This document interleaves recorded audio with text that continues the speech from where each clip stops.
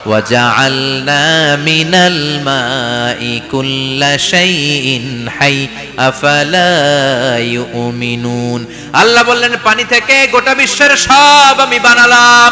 সব জীবিত জিনিস তৈরি হয়েছে পানি থেকে। এটা কোরআনের কথা, কার কথা? আর ১৫০০ বছর পর বিজ্ঞানীরা এখন বলছে পানি থেকেই সব প্রাণ এসেছে। সুবহানাল্লাহ পড়েন। বিজ্ঞানীদের রিসার্চে এসেছে পৃথিবীর সর্বপ্রথম যে প্রাণীটার উৎপত্তি, এটার নাম নাকি অ্যামিবা। কি নাম?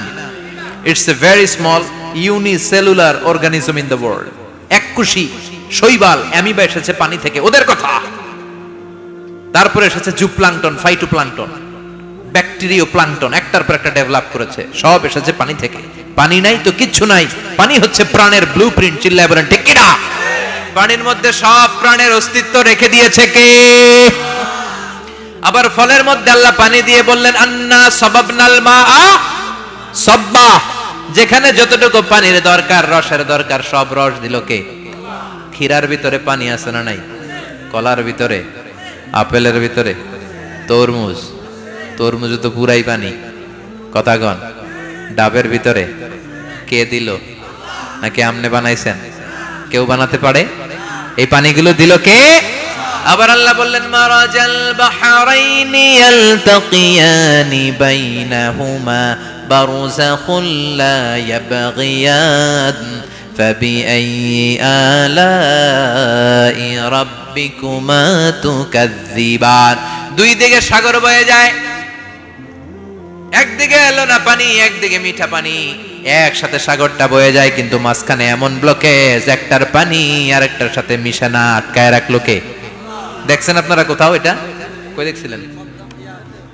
গোয়ালন্দ,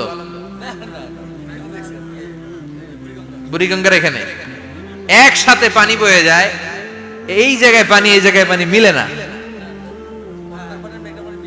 মিশে না। দাউদকান্দির এখানেও আছে, মিশে না।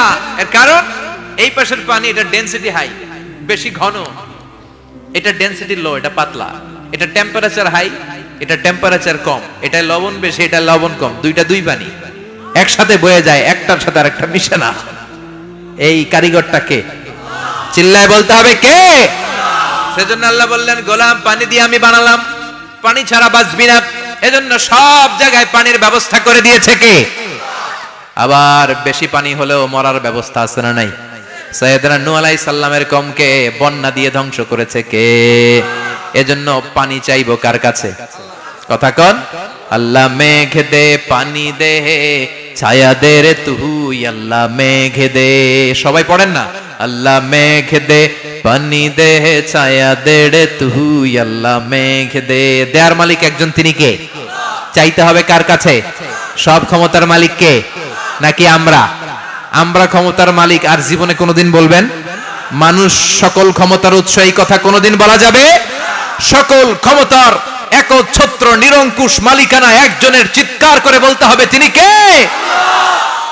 বিপদে আপদে সবসময় আমরা তার কাছে চাইবো, তার কাছে ফিরবো। আল্লাহ আমাদের সবাইকে কথাগুলো বুঝার ও আমল করার তৌফিক দান করুন। আরো জোরে পড়েন আমিন। দোয়া করে দিব। যতগুলো কথা বললাম কোরআন সুন্নাহর আলোকে বলেছি, বানিয়ে কিছু বলি নাই। তারপরেও আমার মনের অজান্তে কোনো মিস ইনফরমেশন যদি আমার মুখ ফসকে বেরিয়ে যায়, সেগুলো যেন আল্লাহ তাআলা আপনাদের স্মৃতিপট থেকে মুছে দেয়। পড়েন আমিন। সত্য সুন্দর হকের পক্ষে যা বললাম তার সব যেন আল্লাহ আমাদের সবাইকে আমলের তৌফিক দান করে। আমরা পড়ি আমিন।